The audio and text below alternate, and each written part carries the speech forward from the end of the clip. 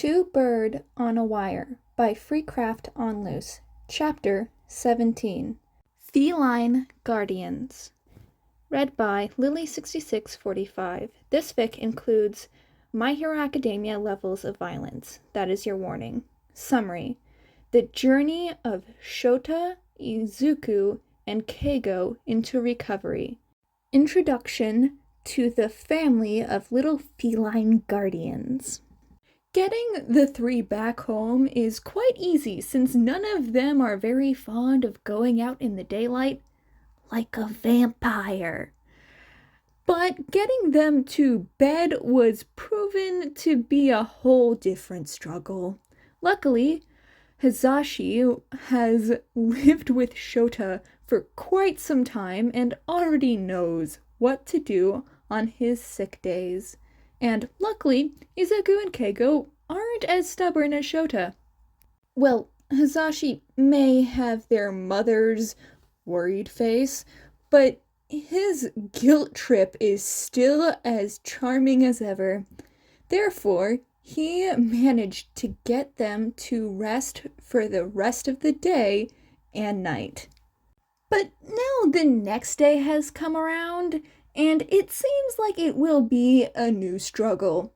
Hisashi ran out of the kitchen as he heard something crash, and he found Shota cursing, grumbling about the bathroom being too far on the floor, right in the doorway of his bedroom. Joe! Hisashi ran to him and helped him stand up and support basically all of his weight. I told you to use the wheelchair, Sho! Everybody in the world knows that thing is impractical. Typical stubborn Shota. Then you call me if you want to get anywhere. I can manage on my own just fine. Sure, if you can stand up for 5 seconds, I'll believe you. Fine. Shota pushed Hisashi lightly and he let go of Shota. Hisashi watched as Shota stood up straight and slowly let go of the door frame he'd been gripping like a lifeline. At the 3-second mark, Shota's legs buckled and Hisashi caught him, prompting another string of curses from Shota. So, are we gonna keep arguing here, or actually get you to the bathroom? Bathroom, please, Shota answered him with a sigh. After getting Shota back to his bed, Hisashi resumed his cooking.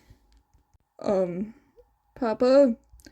Hisashi glanced over his shoulder to see Hitoshi peeking from the doorframe. Yes, Hito? Aren't you hungry? Breakfast will be ready in a minute, Hisashi said as he checked over the soup. Uncle Zawa doesn't have cats, right? The question had Hisashi turn around and face his son. No, Shota doesn't have a cat? Wait, did Hitoshi say cats? Follow me. With that, Hitoshi walked away. Hisashi found himself following him after glancing at the stove and turning off the one that was used on a grill. Hitoshi stops in front of Izuku and Keigo's room and points at the door. Hisashi raises his eyebrows, but still opens it, and there are 3 cats in the room.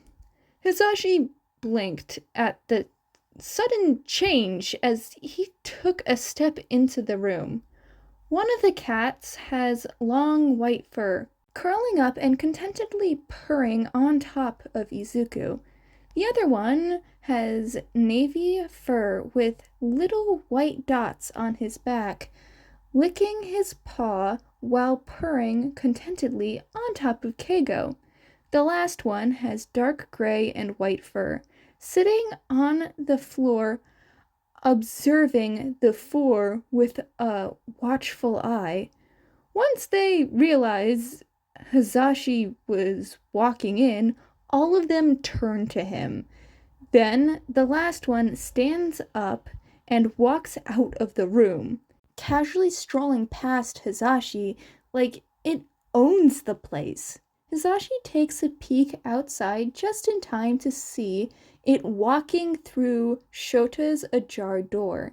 Well, at least Shota will stay in the bed. "Hey, Uncle Zashi! Seems like they found us," Keigo said sheepishly. Hisashi turns back around with a raised eyebrow. "They're stray cats we've been taking care of since a year before we moved in," Izuku explained. "The one on top of Zoo is Lila, this one is Nightlight, and the one who just walked out is Bob," Keigo said, introducing the cats. "Uncle Yama, can you please ask Shota permission for them to stay?" Izuku said pleadingly. Hisashi shook his head. "I'm pretty sure Shota will want them to stay, but sure, I'll ask him." Hisashi walked out of the room, and Hitoshi walks in. Peeking at Shota's room, Hisashi sees Bob already settling on top of Shota. "Hey, Sho!" Shota opens his eyes at his call. "What, Zashi? I already have all that I need." Hisashi can't help the chuckle that escapes him. "Well, yeah, I know, but Izuku and Keigo ask, will you let them stay?" Shota's eyes widen. "Yep, 3 in total.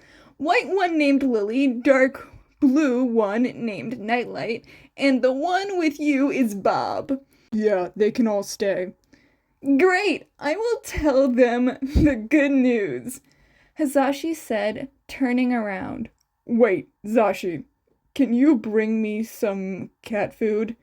It is at the top cabinet near the wall in the kitchen." Hisashi shook his head fondly. He knows Shota likes to feed strays, but he doesn't think he would keep some cat food with him.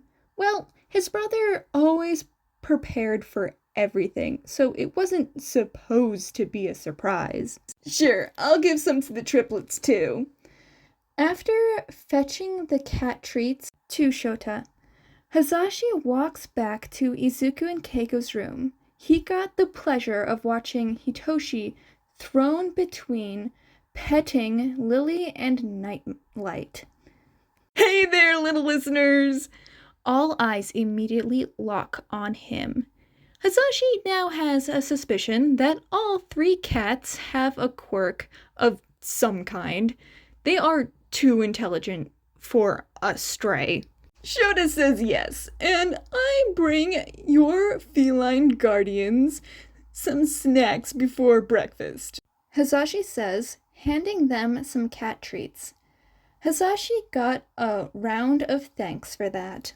Naomasa has half a mind to let those 3 rest for 1 or 2 more days, but the case still has to be processed and fast.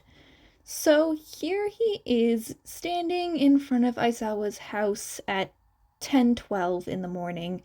Naomasa knows the details of time aren't necessary, but his line of work needs him to be precise at everything. He can't help it. Knocking on the door, Yamada opens it not even a minute later. "Ah, detective! The twins and Sho are ready. Come on in." Naomasa walked in and saw Aizawa petting a black cat. Naomasa raised an eyebrow. "Trust me, she is white, not black." "True." "Huh?" Well, seems like Naomasa is in for an odd interview. Settling in one of the armchairs, Naomasa eyed the twin.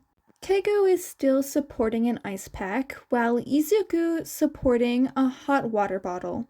"Are you sure you're ready to do the interview today?" "Just get it over with," Aizawa answered him, while the twins both gave him a thumbs up. "All right, I usually will be interviewing you one by one, but I trust you enough to be professional, and the twins seem to have somewhat the same report. Namamasa got 3 nods, and he started the recording. Aizawa recalled the story, how it all began from his perspective and what he did, followed by the twins filling in each of their stories.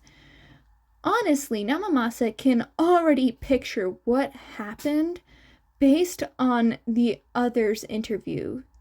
This is just formality at this point. We wasn't able to slip our feathers to Shigaraki. Keigo added, and Namamasa raised an eyebrow at the lie. Well, we managed to do that, but that slime, whatever, dissolved them. I thought Shigaraki was done for, but of course not. Izuku then elaborated. True. How can you know his name? When we see him in the teacher's lounge, we couldn't really see his face, so we doesn't recognize him. True. But when Zoo knocked him out, he also knocked off the hand thing he has on his face. True. Yes, that kind of intentional on my part. That is when we can see his face clear for a split second. True. He is one of the regulars in the underground ring. He tried to buy us once, but the ringleader think we still value for him? Keiko explained with a shrug. True. We may know the true mastermind of the league. True. That got Namamasa and Aizawa to focus on the twins immediately. You might not believe in us, but we think the mastermind of the league is All for One, better known in the underground as Sensei. True. Namamasa can't believe what Izuku just said. All for One is dead. Is Yagi knows about this? You said the rumored boogeyman is not just a rumor? Disbelief is clear in Aizawa's voice. The twins just shrug. It's up to you to believe in us or not. But we have something to backing our beliefs. True. What is that? Namamasa finds himself asking. Shigaraki Tomura. Or Shimura Tenko. True. Shimura family got wiped out 16 years ago. Aizawa stated the truth. Or so we thought. The whole family were unidentified because what left of them were mixed of dust and blood. True. Namamasa's eyes went wide. Since none of the bodies could be identified, we just assumed all of them died. Yes, and the fact that Shigaraki had the same quirk that will give the same effect spike our suspicion. True. So you're saying that after accidentally killing his family, Shigaraki ran into this sensei? No, he may run into Sensei first before the accident happened. True. That can't be. Records say Shimura's son was quirkless. True. Silence filled the room. Even Yamada and Hitoshi, who was content to listening from the kitchen, came out. This is a vastly bigger problem than we initially thought. That is the end of Two Bird on a Wire by Freecraft on Loose. If you like this, please go support the original author. Link in the description below. Hope you have a good day, night, or whatever time zone you're in. Bye kittens and bye heroes.